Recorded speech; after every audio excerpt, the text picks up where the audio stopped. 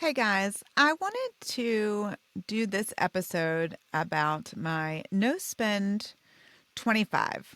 So I know that I've mentioned it in prior podcast episodes, but I haven't really talked about it fully.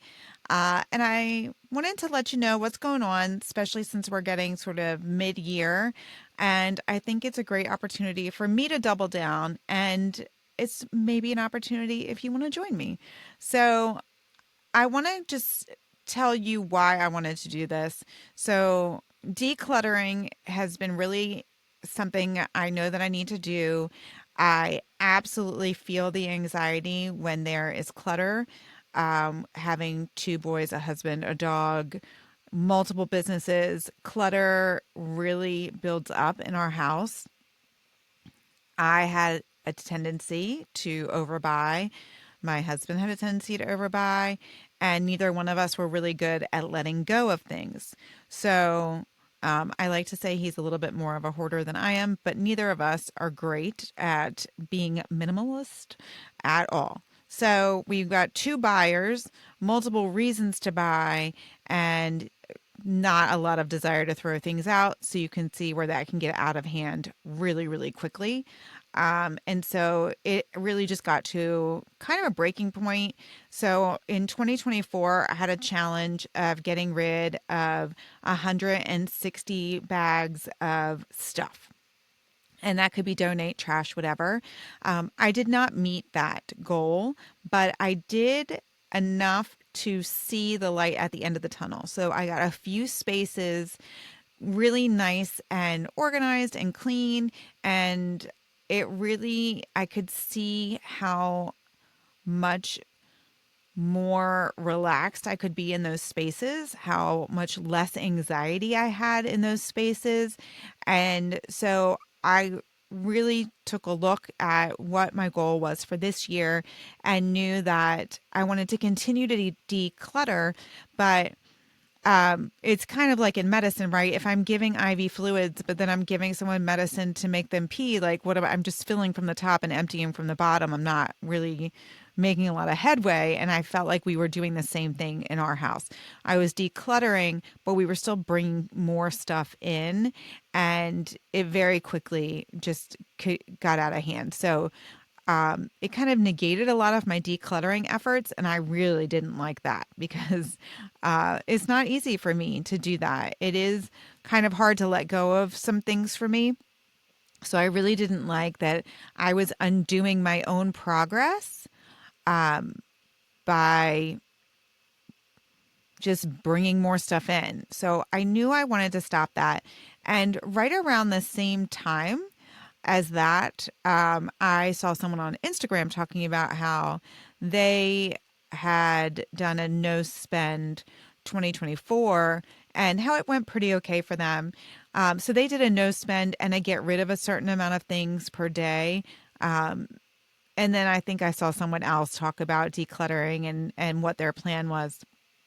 And I thought, I could do this. I could really do this. I think we have enough stuff.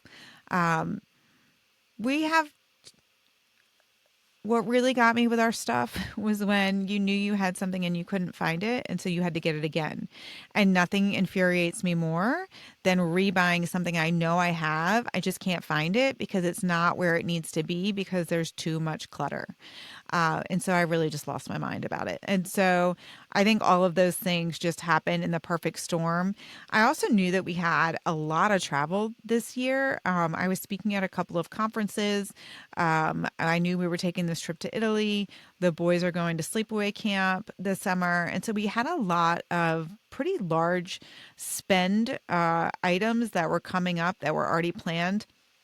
And so it really just made sense to me to just shut the wallet down otherwise. Like we had already decided where the money was going, and we really didn't need to waste any more, especially when we don't need any more stuff.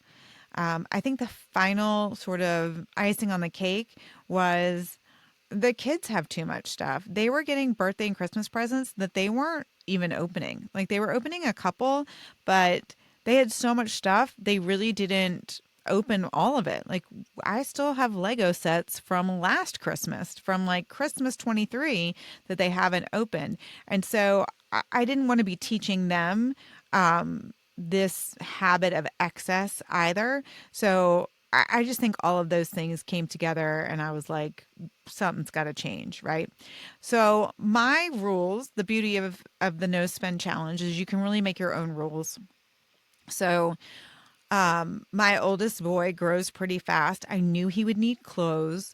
Um, as I keep going with my weight loss and fitness, my body composition changes. I thought I might need some clothes, and need, we could argue that, but for my rules, we were going to need some. But what I wanted to do was thrift our clothes if possible.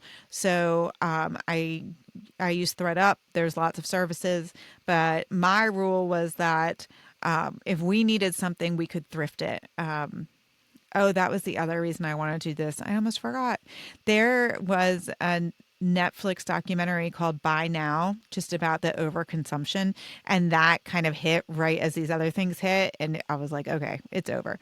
So that was really my thrifting reason, is that there's too much new being produced and not utilized, and just it's so much in landfills and everything else. But we can talk about all that later. But for us, I really that documentary made an impact, and so I wanted to do refurbished or threaded, reusable clothing. I wanted to thrift, or I just didn't want to buy new if I didn't have to. So that was the rule for me and JT. We could get thrifted items. I was going to try not to buy anything new. Obviously, they need shoes. You can't really thrift little boys' shoes. If you've had little boys, you know what I mean. They just eat them. They destroy them. I don't know. So there were a few like things for the kids that were going to be okay, and then obviously essentials. And that's where really you could argue some things. So I'll tell you so far what I've bought during the challenge. So I'm recording this mid-May. I'm not sure when you'll listen to it, probably later in June. I have bought a few things. I really thought about them very mindfully. And then I want to tell you what I noticed after I bought them, because I thought that was pretty telling as well. So one of my first items, I have not been able to find my earbuds. They are on an extra set of keys. I refuse to buy new ones because I know they are here in this house somewhere, or in my car. They're somewhere. And so I did buy a pair of plug-in headphones for my phone. They were about $20. I do use them pretty often in my work when I talk to my private, my patients, my for my concierge medicine practice. I talk to them on the phone a lot, so I like to be able to have the headphones. So I did need them. I did find that they were relatively essential, and I was not going to replace the $100 item. I replaced it with a $20 item that would work good enough. So that was one of my purchases, and I did find that pretty necessary. Now, the sort of kicker in the pants on that is that I did replace my phone this year. So I went from a lightning plug-in to a USB-C plug-in. So I have had to buy another set of plug-in headphones. So I've actually bought two sets. Not super happy about that, but again, they're pretty essential for my work. So I did get them. Okay, what else did I buy? I did buy some craft supplies. So I am, if you're not from Louisiana, in Louisiana, we have this thing called Mardi Gras, and there are different crews of floats, and lots of the crews have really special throws. So special things that we throw off of the floats. And so I'm an Iris. I've been in it for 15 years, I think. And we do sunglasses. And so members of the crew will hand decorate items, and then they're really special and you throw them, and it's kind of a big deal. And so I did get some like hot glue and some beads and stuff and some sunglasses to do sunglasses for to finish up, because we rode in February or March. So I got some, and then I got some extra for next year. This was an interesting thing. So I absolutely felt the dopamine surge of getting to shop. So I had decided that this was necessary. I will argue, my higher self will argue with myself at the time that it probably was not really necessary. But because I had found this like slight loophole to the no purchasing, because this was a necessary item for Mardi Gras, I kind of went a little bit overboard. I didn't spend a lot. Like my spending was definitely under $100, but I just found it super interesting that I was spending and I was super, super enjoying it, which was just, I found interesting. So I definitely felt the dopamine surge from that. And so I was just really curious about it and just noted it. The other thing, I did thrift a couple of clothes for travel. And I have thrifted a couple of things for JT. Like I said, we have bought them some new shoes. So that was a purchase. They needed cleats. I will say, so for baseball, I went to the thrift store. I went to Goodwill. I found them nearly brand new baseball pants for like $2.99 a piece. So I will always be doing that from now on. While I was in Italy, I did buy an ornament. We usually get an ornament for our tree if we travel, so I did get that. And then I did get a small purse. I really am a sucker for Italian leather. And so I had pre-decided that, we're not going to go to Italy anytime soon again. So I did get that. And then I got a few small gifts for other people. Birthday gifts are in the essential allowed to buy.